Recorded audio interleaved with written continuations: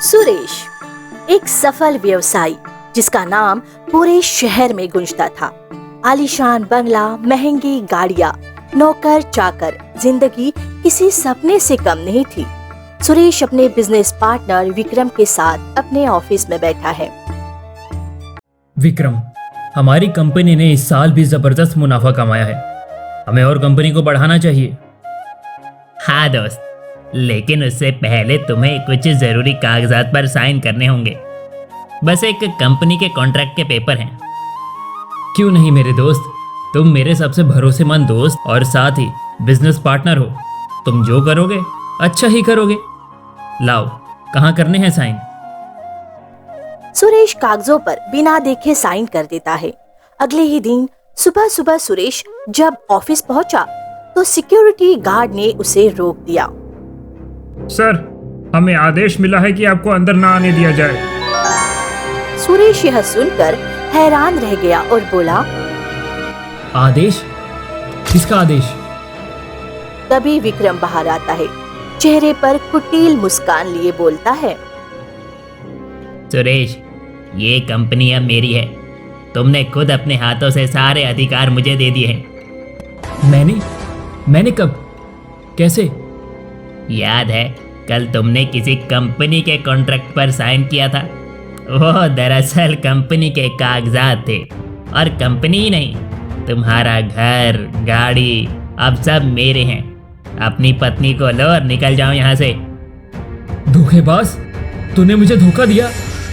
मैंने तुझ पर आंख बंद करके भरोसा किया और तूने ये ठीक नहीं किया। सुरेश और उसकी पत्नी सुमन सदमे में थे। कुछ ही घंटों में उनके पास ना तो रहने के लिए घर था, न खाने के लिए पैसे।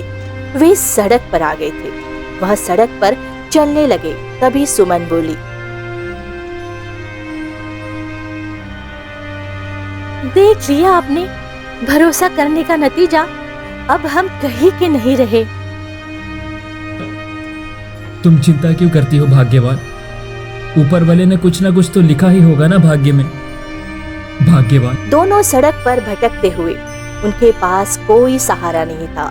भूख से बेहाल वे जंगल की ओर बढ़ते चले गए, जहां उन्हें एक झोपड़ी दिखाई दी। झोपड़ी के बाहर एक वृद्ध ऋषि ध्यान में लीन थे। भाग्यवान, वो देखो, कोई आश्रम मालूम होता है। चलो आज रात वहीं शरण लेते हैं। दोनों वहां चल दिए। ऋषि को दोनों ने प्रणाम किया।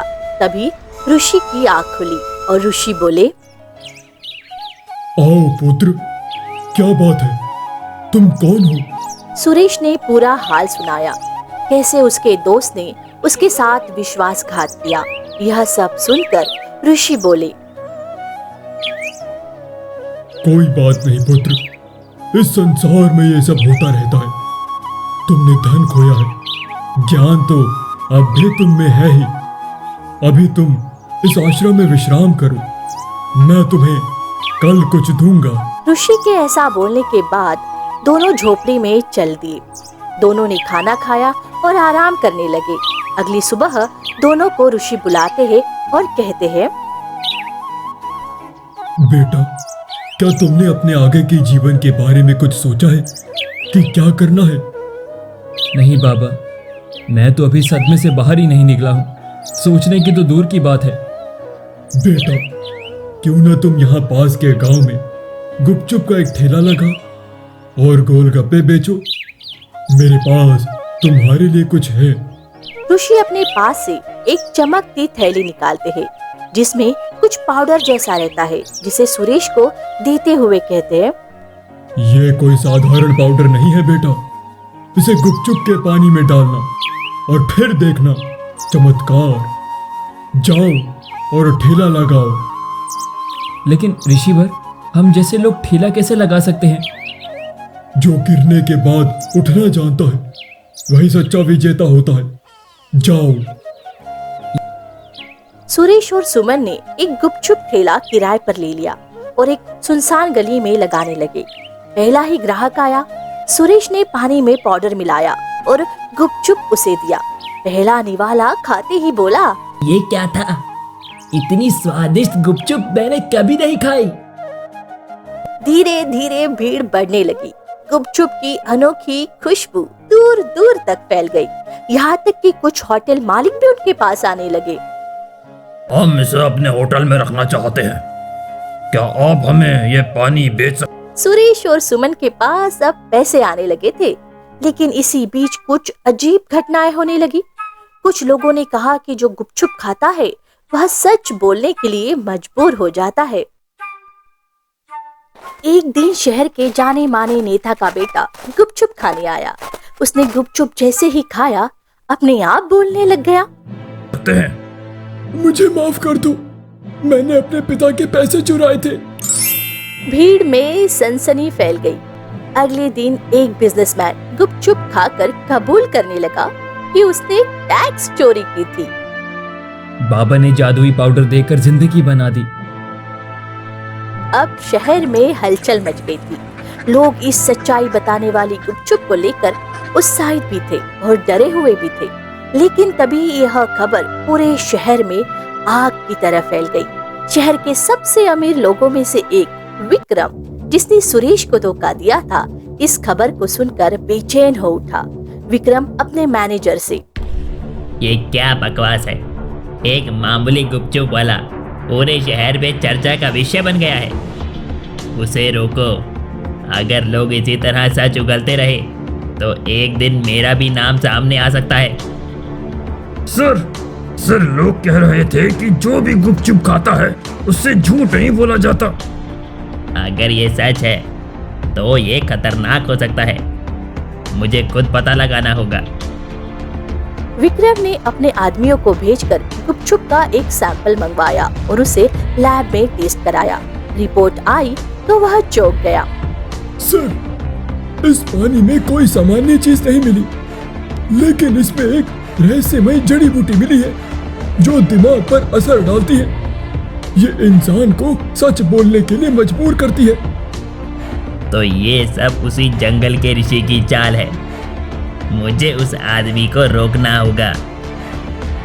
इधर सुरेश का ठेला इतना मशहूर हो गया कि बड़े बड़े होटल उसके पास डील के लिए आने लगे। सुरेश और सुमन अब पहले की तरह अमीर नहीं थे, लेकिन उनके पास इज्जत और सुकून था। लेकिन खतरा बढ़ते जा रहा था। एक रात जब सुरेश अपना ठेला समेट रहा था, तब कुछ नकाबपोश गुंडे उस पर हमला करने आए। गुंडे धमकाते हुए, गुपचुप बेचना बंद कर दो वरना अंजाम बुरा होगा। लेकिन मैंने क्या गलत किया? गुंडों ने बिना कुछ कहे ठेले को तोड़ने की कोशिश की, लेकिन तभी पास खड़े कुछ ग्राहकों ने हंगामा कर दिया तो वो भाग निकले। सुरेश, ये कोई मामूली बात नहीं है, कोई नहीं चाहता कि हम यह गुपचुप बेचे। अगले दिन शहर के मेयर ने सुरेश को बुलाया। सुरेश, तुम्हारी गुपचुप बहुत ही मशहूर हो चुकी है, लेकिन हमें डर है कि इससे कानून व्यवस्था बिगड़ सकती है। अगर लोग जबरन सच उगलने लगे तो कई बड़े लोग मुश्किल में पड़ सकते हैं। लेकिन सर, मैं तो बस अपना गुजारा कर रहा हूँ, मैंने किसी को नुकसान नहीं पहुंचाया। उसी वक्त पुलिस स्टेशन से एक खबर आई। विक्रम गिरफ्तार हो चुका था। हुआ यूं कि वह खुद गुपचुप खाकर अपने सारे गुनाह उगल बैठा था। विक्रम ने कबूल किया है कि उसने सुरेश को धोखा दिया और उसके सारे दस्तावेज हेर फेर किए। अब उसके खिलाफ कानूनी कार्रवाई होगी। यह सुनकर सुरेश और सुमन की आंखों में आंसू आ गए। उन्हें उनका न्याय मिल गया। ऋषि का दिया पाउडर अब खत्म हो चुका था, लेकिन अब इसकी जरूरत भी नहीं थी। सुरेश ने अपने पुराने बिजनेस की जगह एक नया काम शुरू किया। हमें इससे बस ये सीख मिलती है कि कभी कभी इंसान को हार कर भी जीतना पड़ता है, क्योंकि सच्चाई कभी न कभी सामने आ ही जाती है। ठीक उसी तरह जैसे एक मामूली गुपचुप ने झूठ के साम्राज्य को गिरा दिया।